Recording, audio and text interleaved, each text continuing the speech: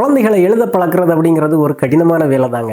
ஆனால் சரியான மெத்தடுகளை பயன்படுத்தி மகிழ்ச்சியான மனநிலையோட நீங்கள் அதை கற்றுக் கொடுத்தீங்கன்னு சொன்னால் ஒரு திருப்திகரமான ஒரு வேலையை அது உங்களுக்கு இருக்காங்க. குழந்தைகள் எழுதுறதுக்கு அடம் பிடிக்கிறாங்க அப்படின்னு சொன்னால் நம்ம செய்கிற பல தவறுகள் அதுக்கு காரணமாக இருக்குது.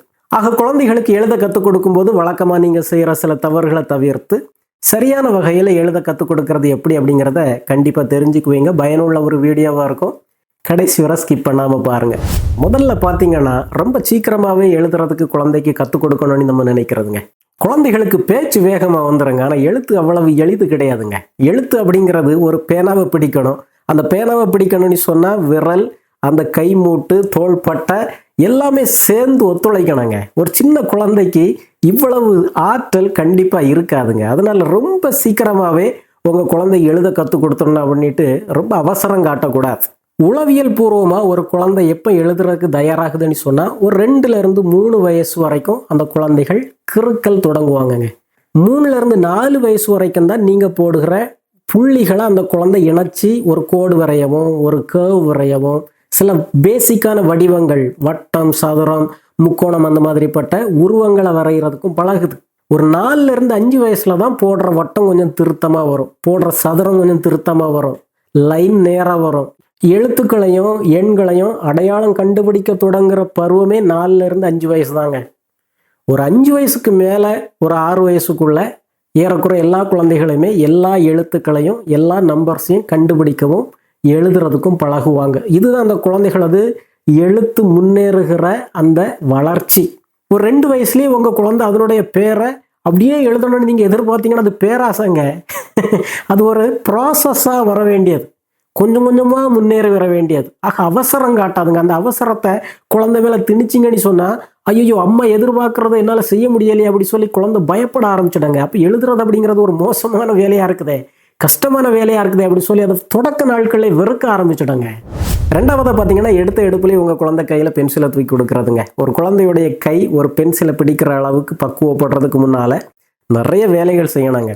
குழந்தையுடைய அந்த கையை எழுதுறதுக்கு பலப்படுத்தணும். அந்த குழந்தையுடைய கை விரல்களை பலப்படுத்தணும்னு சொன்னால் அந்த குழந்தைக்கு சின்ன இலகுவான பந்துகளை ஸ்குவீஸ் பண்ணுறதுக்கு கொடுங்க.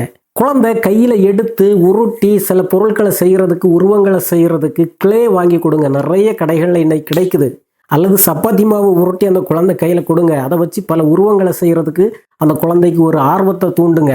மண்ணை வச்சு விளையாடு, இந்த மரக்கட்டையை வச்சு விளையாடு அப்படி சொல்லி அந்த குழந்தைகளுடைய விரல்களை, கைகளை எப்போதுமே பலப்படுத்துறதுக்கான ஆக்டிவிட்டிஸை நீங்கள் கொடுத்துக்கிட்டே இருக்கணுங்க.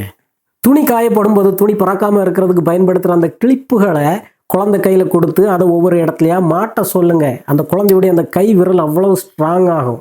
அப்புறம் கொஞ்சம் தடிமனான இது போன்ற மார்க்கர்ஸ் அல்லது கிரையான்ஸ் இந்த மாதிரிப்பட்ட பெரிய பொருட்களை பிடிச்சு தான் குழந்தை கடைசி அந்த மாதிரி பென்சிலை பிடிக்கிற அளவுக்கு தனது விரல்களில் உள்ள சக்தியை உணர்றாங்க. பெரிய பொருட்கள் மட்டுமல்லங்க, பென்சிலை பிடிக்கிறதுக்கு முன்னாலேயே அந்த குழந்தை பாதுகாப்பாக ஒரு கத்திரியை பயன்படுத்தி ஒரு பேப்பரை வெட்ட முடியுதா, பசையை போட்டு ஒரு பேப்பரை ஒட்ட முடியுதா, ஒரு நூலில் முத்துக்களை கோர்க்க முடியுதா, இதெல்லாம் நீங்கள் முதல்ல சொல்லி கொடுத்தாதாங்க அந்த குழந்தையுடைய கை விரல்கள் பக்குவப்பட்டதாக இருக்கும் அந்த பென்சிலை பிடிக்கிறதுக்கு. 3வதாக பார்த்தீங்கன்னா அந்த பென்சிலையே அந்த குழந்தை எடுத்த எடுப்புலேயே சரியாக பிடிக்கணும்னு எதிர்பார்க்கறது, அழுத்தம் கொடுக்கறது. குழந்தை கண்டிப்பாக முதல்லையே அந்த பென்சிலை சரியான வகையில் பிடிக்காதுங்க. அந்த குழந்தை முதல்ல இப்படி தான் பிடிக்கும். ஏன்னா அப்போ தான் அந்த குழந்தைக்கு அந்த கிரிப்பு கிடைக்கும் எழுதுறதுக்கு. ஆக குழந்தை பென்சிலை இப்படி பிடிச்ச உடனே நீங்கள் கையில் அடி கொடுக்கவோ திட்டவோ தொடங்குனீங்கன்னு சொன்னால் குழந்தை எழுதுறதையே வெறுக்க ஆரம்பிச்சுடாங்க. குழந்தை பென்சிலை கையில் எடுக்குதா அதுதான் முக்கியங்க. ஆர்வமாக அதை எடுக்குதா, எழுதுறதுக்கு முயற்சி பண்ணுதா, அதுதான் முக்கியம். 4வதாக பார்த்தீங்கன்னா குழந்தை சுவரில் இயற்கையாகவே எழுத தொடங்கும் போது அதை தடை பண்ணுறது அல்லது திட்டுறது. குழந்தை சுவரில் எழுதுறதுக்கு 2 முக்கியமான காரணங்கள் இருக்குதுங்க. ஒன்று, குழந்தைக்கு கிடைக்கிற ஒரு பேலன்ஸ். எழும்பி நிற்கும் போது குழந்தை கொஞ்சம் பேலன்ஸ்டாக உணருது. அது மட்டுமல்ல அந்த தோள்பட்டை கொஞ்சம் வலுவானதாக அந்த குழந்தை ஃபீல் பண்ணுது. ஆக நிமிர்ந்து அந்த கையை தூக்கி அந்த சுவரில் எழுதுறத அந்த குழந்தை விரும்புதுங்க. நீங்கள் கூட இதை செய்து பார்க்கலாம். எழும்பி நின்று கையை தூக்கி பாருங்கள், ஒரு சக்தியை உணர்வீங்க. குனிஞ்சு இப்படி அந்த கையை கீழே கொண்டு போகும்போது நம்ம அறியாமலே ஒரு பலம் இழந்தது போல், அந்த கை சக்தி இல்லாதது போல உணர்வும். ஆக எடுத்த எடுப்பிலேயே முதல்லையே குழந்தை குனிஞ்சு அந்த பேப்பர்லாம் எழுதணும் அப்படிங்கிறத எதிர்பார்க்க முடியாதுங்க. ரெண்டாவதா, குழந்தை சுவரில் எழுதும்போது அதனுடைய பார்வை விரிஞ்சு கிடைக்குதுங்க. ஆக சுவர் அந்த குழந்தைக்கு எழுதுறதுக்கு ஒரு ஆர்வத்தை தூண்டுது, வசதியா இருக்குது. ஆக குழந்தைக்கு தொடக்க நிலையில நீங்க எழுதுறதுக்கு சின்ன பேப்பர்களையோ பென்சிலையோ கொடுக்கறதுக்கு முயற்சி பண்ணாதுங்க. அந்த சுவரில் எழுதுறதுக்கு அலோவ் பண்ணுங்க. அல்லது அந்த சுவரில் எழுதுறது போலவே நின்று எழுதுறதுக்கு ஒரு போர்டை நீங்க ஏற்பாடு செய்யுங்க. அல்லது ஒரு மேசை மேல ஒரு பறந்து விரிஞ்ச பெரிய பேப்பரை வச்சு குழந்தை நின்றுக்கிட்டே எழுதுறதுக்கு மாதிரி நீங்க ஏற்பாடு செய்து கொடுக்கணுங்க. குழந்தை வளர்ந்த மற்ற குழந்தைகளை போல உட்கார்ந்து குனிஞ்சு ஒரு சின்ன பேப்பர்ல ஒரு சின்ன நோட்ல தான் எழுதி பழகணும் அப்படி சொல்லி எதிர்பார்க்கறது நம்ம செய்யற பெரிய தப்புங்க. அடுத்ததா, பல பெற்றோர் செய்யற ஒரு தவறு என்னன்னா, குழந்தை ஒருவேளை தொடக்கத்திலேயே இடது கையை கொண்டு எழுதுறதுக்கு முயற்சி பண்ணுதுன்னு சொன்னா அடியை கொடுத்து அந்த பேனாவை வாங்கி அல்லது பென்சிலை வாங்கி வலது கையில கொடுக்கறது. இடது கையை கொண்டு எழுதுறது நல்லதில்லை, மோசமான பழக்கம் அப்படி சொல்லி அந்த குழந்தையுடைய தொடக்க நாட்கள்லேயே ஒரு பெரிய குழப்பத்தை உருவாக்கி விட்டுறதுங்க. குழந்தை வலது கையை கொண்டு எழுதினாலும் சரி, இடது கையை கொண்டு எழுதினாலும் சரி, அது அந்த குழந்தையுடைய மூளையோட சம்பந்தப்பட்ட ஒரு செயலுங்க. மூளை எப்படி ஒரு கட்டளை கொடுக்குதோ அதுபடி தான் அந்த குழந்தை எழுத தொடங்கும். அதனால குழந்தை இயற்கையா எந்த கையை கொண்டு எழுதுறதுக்கு தொடங்குதோ முயற்சிக்குதோ அதை அலோவ் பண்ணுங்க. அடுத்ததா பார்த்தீங்கன்னா, குழந்தைகளுக்கு நம்ம எழுதுறதுக்கு ஒரே டைப்பான பென்சிலையும் ஒரே டைப்பான நோட்டு புத்தகத்தையும் கொடுக்கறதுங்க. அது அந்த குழந்தையுடைய ஆர்வத்துக்கு ஒத்து வரலான்னு சொன்னால் குழந்தை எழுதுறத வெறுக்க ஆரம்பிக்கும். ஆக குழந்தைக்கு பல சைஸில் நீங்கள் பென்சில்களை வாங்கி போடணும். பேப்பர் சைஸும் பல சைஸுகளில் நீங்கள் வாங்கி கொடுக்கணும். ஆக அந்த குழந்தைக்கு எது பிடிக்குதோ எது வசதியாக இருக்குதோ அதை அந்த குழந்தை பிக்கப் பண்ணுறதுக்கு நீங்கள் அனுமதிக்கணுங்க. நீங்கள் ஒன்று எடுத்து கையில் கொடுத்து இதில் தான் நீ எழுதணும், இதை வச்சு தான் எழுதணும் அப்படி சொல்லும்போது அந்த குழந்தைக்கு வெறுப்பாயிருதுங்க. அடுத்ததை நம்ம செய்கிற தவறு என்னன்னா, குழந்தைக்கு அதை எழுது இதை எழுதுன்னு நம்ம டிக்டேட் பண்ணுறதுங்க. இயல்பாகவே ஒரு 2-3 வயசு குழந்தை ஒரு சுதந்திர உணர்வை பெற்றிருக்க ஒரு குழந்தைங்க. அதுக்கு அதுவாக செய்தாதான் அதுக்கு பிடிச்சு செய்யும். நீங்களாட்டி ஏதாவது கட்டளை போட்டீங்க, இதை செய் அதை செய்யிட்டு டிமாண்ட் பண்ணீங்கன்னு சொன்னால் குழந்தை நான் எழுத மாட்டேன்னு தான் சொல்லும். அந்த குழந்தை தன் விருப்பப்படியே தொடங்குறதுக்கு அனுமதிங்க. அந்த குழந்தை ஒரு இனிஷியேட்டிவ் எடுத்து எதையாவது வரைகிறதுக்கோ எழுதுறதுக்கோ தொடங்குது இல்லையா, அதுல இருந்த நீங்க கட்டணுமே தவிர நீங்க ஒரு பிளண்டான ஆர்டர் போட முடியாதுங்க. கற்பித்தல் அப்படிங்கிறதனுடைய மூல வார்த்தை என்னன்னா கல்லுதல், தோண்டுதல். குழந்தைகிட்ட இயல்பாகவே எழுதுறதுக்கு வரைகிறதுக்கான ஒரு ஆர்வம் இருக்குது. அதை நீங்க தூண்டி உற்சாகப்படுத்தி வெளியே கொண்டு வர்றீங்க. அதுதான் உங்களுடைய வேலை. ஆக குழந்தை தனக்கு தெரிஞ்சது மாதிரி தனக்கு தெரிஞ்ச ஸ்டைலில் தனக்கு தெரிஞ்ச கற்பனையில் அது வரையவோ எழுதவோ தொடங்கட்டுங்க. அதில் போய் உட்காந்து அப்படி எழுதாது இப்படி எழுது, பென்சிலை இப்படி பிடி அப்படி பிடி அப்படி சொல்லி அதை ஒரு பெரிய வேலையாக நீங்கள் மாற்றி அந்த குழந்தைக்கு பூதாகரமாக்கி காட்டாதுங்க. குழந்தைய தன்போக்கிலே எழுத விடுங்க. எழுதி அந்த குழந்தை உங்கள்கிட்ட காட்டும் பாருங்க. அதுக்கு பிறகுதான் உங்களுடைய வேலையே இருக்குது. அந்த குழந்தை எடுத்த முயற்சியை, அதை எழுதியிருக்கிறத வரைஞ்சிருக்கிறத பாராட்டி இன்னொரு கட்டத்துக்கு கொண்டு போகிறது தாங்க உங்களுடைய வேலை. பெற்றோர் செய்கிற இன்னொரு மிகப்பெரிய தவறு என்னன்னா, ரப்பரை பயன்படுத்துறதுங்க. ரப்பரை பயன்படுத்துறதுக்கான காலம் பிறகு வரும். இப்போதைக்கு அந்த குழந்தை எழுதுனதை இது தப்பு இப்படி எழுது அப்படி சொல்லி அது எழுதுனதை அழிக்க தொடங்குனீங்கன்னு சொன்னால் குழந்தைக்கு அது பெரிய வருத்தமாக இருக்குங்க. முதல்ல நீங்கள் குழந்தைக்கு செய்ய வேண்டியது, எழுத்து அப்படிங்கிறது ஒரு ஜாலியான விஷயம், ஃபன்னான விஷயம், விளையாட்டான விஷயம் அப்படிங்கிறத தான் மனசில் பதிக்கணுங்க. குழந்தை அதை எழுத தொடங்கும் போது குழந்தைக்கு தன்னறியாமலே ஒரு கான்ஃபிடென்ட் வரணும். ஆக இது ஒரு மகிழ்ச்சியான விஷயம், என்னால் செய்யக்கூடிய விஷயம் அப்படிங்கிற ஒரு உணர்வை குழந்தைக்கு கொடுத்த பிறகுதான் திருத்தல் அப்படிங்கிற ஒரு முயற்சியில் நீங்கள் ஈடுபடணுங்க. அடுத்ததாக பெற்றோர் செய்கிற மிகப்பெரிய தவறு என்னென்னா, எழுதுறதையே திரும்ப திரும்ப எழுத சொல்லி டிமாண்ட் பண்ணுறதுங்க. குழந்தைக்கு ரெப்படிஷன் அப்படிங்கிறது போரிங், ரெப்படிஷன் அப்படிங்கிறது பனிஷ்மெண்ட். குழந்தையுடைய கவனம் மாறிக்கிட்டே இருக்கும். அடுத்த இது ஒன்று எழுதிடுச்சுன்னா அடுத்ததுக்கு போயிடும். அதில் திருத்தணும், அதை ரொம்ப மேம்படுத்தணும், அழிக்கணும், இன்னும் சிறப்பாக எழுதணும், அந்த ஒரு கவனம்லாம் குழந்தைக்கு கண்டிப்பாக இருக்காதுங்க. அதனால நீங்கள் திணிக்காதுங்க. ஏன் இப்படி எழுதக்கூடாது கண்ணா, இப்படி எழுது அப்படி சொல்லி நீங்கள் எழுதி அந்த குழந்தைய திரும்ப திரும்ப எழுத வச்சிங்கன்னா கொஞ்ச நேரத்திலேயே அந்த பென்சிலை போட்டுக்கிட்டு ஓடிடும். ஒரு பேப்பரில் ஏதாவது எழுதிடுச்சுன்னு சொன்னால் அது சரியோ தப்போ அதை பாராட்டிக்கிட்டு அடுத்த பேப்பரை கொடுங்கங்க. குழந்தை தனக்கு தெரிஞ்ச வேற எதையாவது எழுதட்டும். இப்படியே அது எவ்வளவு தூரம் பேப்பரில் எழுதுதோ தானாகவே அது இம்ப்ரூவ் ஆகிடுங்க. அடுத்ததாக பெற்றோர் செய்கிற மிகப்பெரிய தவறு என்னென்னா, குழந்தைகளது சின்ன சின்ன முயற்சிகளை பாராட்டாமல் கொண்டாடாமல் விட்டுறதுங்க. குழந்தை முதல் முறையாக ஒரு பேனாவை கையில் எடுத்து கிறுக்கிற நாள்ல இருந்தே நீங்கள் பாராட்டுறதுக்கு கடமை உண்டுங்க. அந்த ஒரு பாராட்டு தான் அந்த கிறுக்கலை திருத்தலான எழுத்தாக கொண்டு போய் சேர்க்கும். அந்த குழந்தை கிறுக்கும் போதே இப்படி கிறுக்கக்கூடாது, இப்படி எழுது அப்படி சொல்லி தொடக்க நாட்கள்லேயே ஒரு கண்டிஷனை போட்டு ஒரு நெறிப்படுத்துறதுக்கான முயற்சியெல்லாம் கொடுக்க ஆரம்பிச்சிங்கன்னு சொன்னால் குழந்தைக்கு எழுதுறது மேலே வெறுப்பு தாங்க வரும். ஆக குழந்தை வைக்கிறது ஒரு கிறுக்கலாக இருந்தாலும், ஒரு புள்ளியாக இருந்தாலும், ஒரு கோடாக இருந்தாலும் அதை கொண்டாடுங்க, மனம் விட்டு பாராட்டுங்க. ஒன்னொன்னையும் குறிப்பிட்டு சொல்லி பாராட்டணுங்க. அழகா இந்த கோடை நேராக போட்டிருக்கீங்களே, இந்த முகத்தை பாருங்க, எவ்வளவு அழகா அந்த எக்ஸ்பிரஷனை கொண்டு வந்திருக்கிறீங்க. இந்த பூவை பாருங்க, இப்படி ஒரு பூவை நான் பார்த்ததே இல்லையா. அப்படி ஒவ்வொரு கேரக்டரையும் ஒவ்வொரு எழுத்தையும் நீங்கள் சுட்டி காட்டி பாராட்டணுங்க. அந்த குழந்தைக்கு பெருமையாக இருக்கும். முடிஞ்சதுன்னா அந்த குழந்தை எழுதுனதை கிறுக்குனதை வீட்டுக்கு வர்ற பெரியவங்கள்ட்டையும் காட்டுங்க, பாராட்டுங்க. அந்த குழந்தைக்கு முன்னாலேயே அதை சொல்லி காட்டி பாராட்டுங்க. என் குழந்தை எவ்வளோ அழகாக எழுதியிருக்கிறா பாருங்க அப்படி சொல்லி. ஆக ஃபார்மலாக எழுத கற்றுக் கொடுக்கறதுக்கு முன்னால் குழந்தையுடைய மனதை தயார் பண்ணுறத ஒரு பெற்றோருடைய மிகப்பெரிய கடமைங்க. ஒருபோதும் குழந்தை எழுதின பேப்பர்களை அந்த குழந்தை காணவே கசக்கி கிழிச்சு தூர போடவே கூடாது. உங்களுக்கு அது சாதாரணமான ஒரு காகிதமாக தெரியும். அந்த குழந்தைக்கு அதனுடைய வேலைங்க, அதனுடைய கற்பனை, அதனுடைய உழைப்பு. அதை நீங்கள் இவ்வளவு ஈஸியாக கசக்கி தூர போட்டீங்க. அந்த குழந்தைக்கு அப்போ என்னுடைய உழைப்பு அவ்வளவு தானா, இவ்வளவு நேரம் கஷ்டப்பட்டு நான் எழுந்தது இவ்வளவு தானா, குப்பைக்கு போயிடுச்சு அப்படி சொல்லி குழந்தைக்கு அது ஒரு பெரிய ஏமாற்றமாக இருக்காங்க. ஆக அடுத்த நாள் நீங்கள் எழுத உட்கார்றா அப்படி சொன்னால், எப்படியும் நம்ம எழுதின பிறகு வரைஞ்ச பிறகு அம்மா தூக்கி தூர தான் போட போகிறாங்க, எதுக்கு இவ்வளவு கஷ்டப்பட்டு எழுதணும் அப்படி சொல்லி குழந்தை சோர்வாக ஃபீல் பண்ண ஆரம்பிக்குங்க. இன்னொரு தப்பு என்னன்னா, குழந்தைக்கு எடுத்த உடனேயே லைன் நோட்டை கொடுக்கறதுங்க. குழந்தைகளுக்கு எழுத கற்றுக் கொடுக்கறதுக்கான டியூட்டோரியல் உங்களுக்கு சொல்லி தர்றவங்க 4 லைன் நோட் எடுங்க, 3 லைன் நோட் எடுங்க, 2 லைன் நோட் எடுங்க, கட்டம் போடுங்க, புள்ளி வைங்க அப்படிலாம் சொல்லுவாங்க. முதல்லையே குழந்தைக்கு லைன் போட்ட நோட்டு கொடுக்கவே கூடாதுங்க. முதல்ல குழந்தை தொடக்க நாட்களில் எழுத தொடங்குறது பெரிய ஷீட்டாக இருக்கணும், பிளைன் ஷீட்டாக இருக்கணும். கட்டம் போட்டு குழந்தைய ரெஸ்ட்ரிக்ட் பண்ணாதுங்க.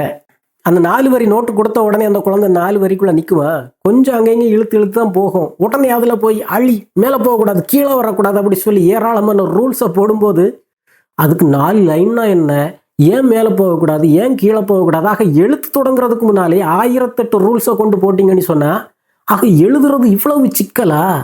ஆக ஓப்பனாக ஃப்ரீயாக கற்பனையாக தன்னிச்சையாக வர்ற ஒரு எழுத்தை முதல் நாள்லே கொண்டு இவ்வளவு ரூல்ஸை கொண்டு போட்டு லாக்டவுன் டைம் போல் வெளியே போகக்கூடாது, மாஸ்கை போடு அப்படி இப்படிலாம் சொல்லி அடக்கி வைக்கிறது போல் எழுத்தையே ஒரு பெரிய தண்டனையாக மாற்றி விட்டுறாங்க. ஆக லைனை போடுறது, கோடை போடுறது, ரெஸ்ட்ரிக்ட் பண்ணுறது, இப்படி போடாத, சரிச்சு எழுதாத, நேராக எழுது அப்படிலாம் சொல்லி தொடக்கத்திலே ஏராளமான ரூல்ஸையும் கட்டுப்பாடுகளையும் போடவே கூடாதுங்க. அடுத்ததாக பெற்றோர் நம்ம செய்கிற தவறு என்னென்னா, நம்ம குழந்தைகளை மற்ற குழந்தைகளோட கம்பேர் பண்ணுறது. அதே ஒத்த வயதுள்ள குழந்தைகளாக இருந்தாலுமே ஒவ்வொரு குழந்தைக்குமே எழுதுகிற வேகம், கற்றுக்கிற வேகம் வித்தியாசப்படாங்க. ஆக அந்த குழந்தை வேகமாக எழுது அப்படி சொல்லி அதே போல் நம்ம குழந்தைக்கும் வேகமாக சொல்லி கொடுக்கணுமே அப்படி சொல்லி அவசரம் காட்டக்கூடாதுங்க. ஒத்த வயதுள்ள குழந்தைகளை பார்த்து மட்டுமல்ல, வீட்டில் ஒருவேளை மூத்த குழந்தைகள் இருந்ததுன்னா அக்கா எவ்வளோ அழகாக எழுதுறா பாரு அப்படி சொல்லி அந்த குழந்தைகிட்ட காட்டுறதே தப்புங்க. அந்த குழந்தைக்கு தன்னை அறியாமலே ஒரு பயம் வந்துடும். ஏன்னா அக்கா எவ்வளவு வரிசையாக எவ்வளோ அழகாக எழுதியிருக்கிறா, நான் கண்டிப்பாக எழுதிக்க மாட்டேன் அப்படி சொல்லி ஒரு பயம் அந்த குழந்தையுடைய மனசில் வந்துட்டுனாலே எழுத்தை வெறுக்க ஆரம்பிச்சிடுங்க. அடுத்ததாக பெற்றோர் நம்ம செய்கிற தவறு என்னென்னா, குழந்தை ஆர்வமாக உங்களை எழுதுறதுக்கு கூப்பிடும்போது நீங்கள் மறுப்பு சொல்கிறதுங்க. உண்மையிலேயே சீரியஸாக ஏதாவது வேலை செய்துக்கிட்டு தான் இருப்பீங்க. குழந்தைக்கு திடீர்னு ஏதாவது எழுதணும், வரையணும், அதை உங்கள்கிட்ட காமிக்கணும்னு ஆசை வரும். அம்மா வா எழுதலாம் அப்படி சொல்லும்போது நீங்கள் போ பிறகு வரேன், இப்போ வேலை இருக்குது அப்படி சொல்லிட்டீங்கன்னு சொன்னால் குழந்தை சோர்ந்து போகுங்க. ஆக அந்த குழந்தை என்ன நினச்சிக்கோன்னு சொன்னால், நான் எழுதுறது அம்மாவுக்கு அவ்வளவு பிடிக்கல போல, நான் இவ்வளவு கஷ்டப்பட்டு எழுதினாலும் அம்மா ஒன்றும் பெருசாக இம்ப்ரெஸ் ஆகலை போல அப்படி சொல்லி அந்த எழுதுறதை வெறுக்க ஆரம்பிக்காங்க.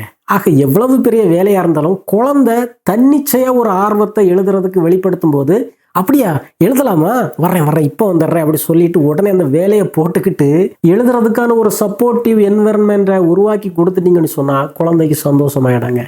அப்புறம் நீங்கள் உங்கள் வேலையை கன்டினியூ பண்ணலாம். ஆனால் குழந்தைக்கு ஒரு திருப்தி கிடைக்குதே, நான் எழுதுறத அம்மா விரும்புகிறாங்க, வேலைகளெல்லாம் போட்டுட்டு கவனிக்கிறாங்க, என்னை பாராட்டுறாங்க அப்படிங்கிற ஒரு உணர்வு கிடைக்குது பாருங்க. அதை செய்யாமல் குழந்தைக்கு ஆர்வமாக இருக்கிற நேரத்தில் நீங்கள் வேலையை செய்துக்கிட்டு நீங்கள் ஃப்ரீயாகும்போது குழந்தை ஆர்வமாக இருக்காது. ஆக அந்த குழந்தைய எழுது அப்படி சொல்லி அழுத்தம் கொடுத்தீங்கன்னா அங்கே ஒரு முரண்பாடு வருது. ஆக குழந்தையுடைய ஆர்வமும் உங்கள் ஆர்வமும் பொருந்தி போகணும்.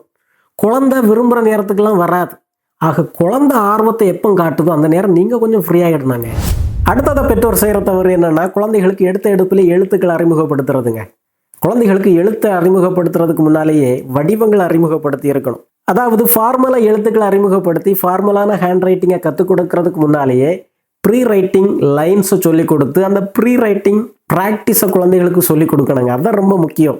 ஆக நம்ம தொடக்கத்தில் சொல்லிக் கொடுக்க வேண்டியது வரிகள்ங்க. ஒரு குச்சியை நிறுத்தி வை, ஒரு குச்சியை படுக்க வை, ஒரு குச்சியை சரிச்சு வை, இப்படி நீங்கள் கற்றுக் கொடுக்கலாம். ஒரு வரியை இப்படி போடு, ஒரு வரியை இப்படி போடு, ஒரு வரியை இப்படி போடு, ஒரு வரியை இப்படி போடு, அப்படி சொல்லி தொடர்ந்து ப்ராக்டிஸ் பண்ணலாம். இந்த ஸ்லைடிங் லைன்ஸையுமே இப்படி ஒரு ஸ்லைட் பண்ணு, இப்படி ஒரு லைனை ஸ்லைட் பண்ணு, இப்படி மவுண்டைன் போல் நீங்கள் அந்த குழந்தைகளுக்கு கற்றுக் கொடுக்கலாம். அடுத்தது கர்வ்ஸ் அறிமுகப்படுத்துகிறீங்க. இப்படி ஒரு வளைவு வளை, இப்படி ஒரு வளைவு வளை, மேலே நோக்கி வளை, கீழே நோக்கி வளை. அடுத்ததா நீங்கள் குழந்தைகளுக்கு அறிமுகப்படுத்த வேண்டியது வடிவங்கள்ங்க. குழந்தைகளுக்கு வட்டம், சதுரம், செவ்வகம் இவ்வளவும் சொல்லி கொடுத்துட்டிங்கன்னா ஏறக்குறைய ஒரு எழுத்தில் உள்ள எல்லா வடிவங்களும் இதுக்குள்ளேயே வந்துவிடாங்க. இப்போ ஒரு ஆ அப்படிங்கிற எழுத்துனா கூட முதல்ல ஒரு வட்டம் போடு. ஆக ஒரு வட்டம் போட்டியன்னா உன்னை பார்த்து ஒரு வளைவு வளை, அப்புறம் ஒரு கோடு படுக்கவை, ஒரு கோடை நிற்கவை, ஆ வந்துடுச்சு.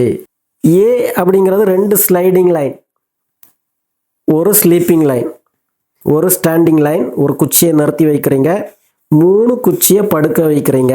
அப்படி சொன்னீங்கன்னா சிம்பிளாக முடிஞ்சு போகும். அடுத்ததை நம்ம செய்கிற தவறு என்னென்னா, வடிவங்களை லைன்ஸை நம்ம சொல்லி கொடுத்தாலுமே ஏபிசிடியை வரிசையாக எழுதுறதுக்கு கற்றுக் கொடுக்கக்கூடாதுங்க. ஆ இ வரிசையாக எழுதுறதுக்கு சொல்லி கொடுக்கணும்னு அவசியமே கிடையாது. குழந்தைகளுக்கு தொடக்க எழுத்துக்கள் ஒருவேளை கடினமான எழுத்துக்களாக இருந்தால் மற்ற எழுத்துக்கள் நீங்கள் சொல்லிக் கொடுக்கலாம். ஒருவேளை ஏபிசிடி சொல்லிக் கொடுக்குறதா இருந்தால் ஸ்மால் லெட்டர்ஸில் தொடங்கவே செய்யாதுங்க. எளிமையான எழுத்துக்கள்ல இருந்து தொடங்கணும். அப்போ தான் அந்த குழந்தைக்கு ஒரு தைரியம் வரும். ஆகா, இந்த எழுத்தை என்னால் எழுத முடிஞ்சிட்டுதே, அப்போ நான் இன்னொரு எழுத்து எழுதலாம், இந்த எழுத்து எழுதலாம் அப்படின்னு சொல்லி அடுத்ததை நோக்கி போகிற ஒரு ஆர்வம் வராங்க. அடுத்ததை நம்ம செய்கிற தவறு என்னென்னா, குழந்தையுடைய பேரை வேகமாக எழுதுறதுக்கு கற்றுக் கொடுக்க முயற்சி பண்ணுறதுங்க. ஆக குழந்தையுடைய பேரில் என்ன இருக்குது, உள்ள எழுத்துக்கள் இருக்குது தானே, அந்த எழுத்துக்களை நீங்கள் ஒன்று ஒன்றா சொல்லி கொடுக்காம அந்த குழந்தையுடைய பேரை எப்படிங்க எழுதுறதுக்கு நீங்கள் எதிர்பார்க்கலாம். ஒரு 4 வயசுக்கு மேலே தான் குழந்தைகளுடைய பேர்களை எழுதுகிற அளவுக்கு கொஞ்சம் திறன் உள்ளவங்களாக இருப்பாங்க. சில குழந்தைகள் வேகமாக எழுதுவாங்க, சில குழந்தைகள் இன்னுமே சிரமப்படுவாங்க. கடைசியாக பெற்றோர் நீங்கள் செய்கிற மிகப்பெரிய தவறு என்னென்னா, குழந்தை பென்சிலை கொண்டு மட்டும்தான் எழுதணும் அப்படின்னு நீங்கள் எதிர்பார்க்குறது, கிரையான்ஸை மட்டும்தான் கொண்டு எழுதணும்னு எதிர்பார்க்குறது. அந்த பென்சிலோ கிரையான்ஸையோ வச்சு எழுதும்போது அதனுடைய மூளையில் அந்த எழுத்துக்கள் வடிவங்கள் வேகமாக பதிகிறத விட அந்த குழந்தையுடைய விரல்களை பயன்படுத்தி நீங்கள் எழுத கற்றுக் கொடுத்தீங்கன்னு சொன்னால், வரைய கற்றுக் கொடுத்தீங்கன்னு சொன்னால் அந்த வடிவம் மிக வேகமாக மூளையில் பதியுங்க. ஏன்னா குழந்தையுடைய கையில் பென்சிலை கொடுக்கும்போது அந்த கை விரல் நுனியில் இருக்கிற நரம்புகளுடைய தொடர்பு மூளைக்கு நேரடியாக கிடைக்கிறது இல்லை. ஆக முதல்ல நீங்கள் அந்த குழந்தையுடைய கை விரலில் தண்ணியை நினச்சி கூட ஸ்லேட்டில் எழுதி காட்டி கொடுக்கலாங்க. சில வடிவங்களை வரைஞ்சி காட்டி கொடுக்கலாம். வேகமாக குழந்தையுடைய மூளையில் அது பதியும். குழந்தையுடைய கை விரலை பிடிச்சி மணலில் எழுதி காட்டி கொடுக்கலாம். எழுத்துக்கள் வடிவங்கள் வேகமாக மறந்து போகிற குழந்தைகளுடைய கை விரல்களை பிடிச்சி சுரசுரப்பான உப்புத்தாளில் எழுதுறத அதை ஒரு சிகிச்சையாகவே பயன்படுத்திக்கிட்டு இருக்கிறாங்கங்க. குழந்தை எழுத பழகிறது அப்படிங்கிறது ஒரே நாளில் நடந்துறது இல்லைங்க. அது ஒரு தொடர் முயற்சி. ஆக குழந்தை சிறிய கிறுக்கல்களில் தொடங்கி சின்ன சின்ன படங்கள் வரைகிறத தொடங்கி படிப்படியாக தான் எழுதுறதுக்கு அவங்க முன்னேறி போனாங்க. அந்த லைன்ஸு, அந்த கர்வ்ஸு, அந்த வடிவங்கள், அந்த எழுத்துக்கள், இப்படி ஸ்டெப் பை ஸ்டெப்பாக பொறுமையாக தான் நீங்கள் போகணுமே தவிர மற்ற குழந்தைகளை பார்த்து உங்கள் குழந்தைகளை அவசரப்படுத்துவதோ கேவலப்படுத்துவதோ தண்டிப்பதோ ஒருபோதும் கூடாதுங்க. ஆக ஆல் த பெஸ்ட். உங்கள் குழந்தைக்கு நான் சொன்ன இந்த வழிமுறைகளை மட்டும் பயன்படுத்திட்டீங்கன்னு சொன்னால் ரொம்ப சீக்கிரமாக எழுத தொடங்கும். அது மட்டும் இல்லை, காலம் பூரா எழுதுகிற இந்த வேலையை மகிழ்ச்சியாக செய்ய ஆரம்பிக்குங்க.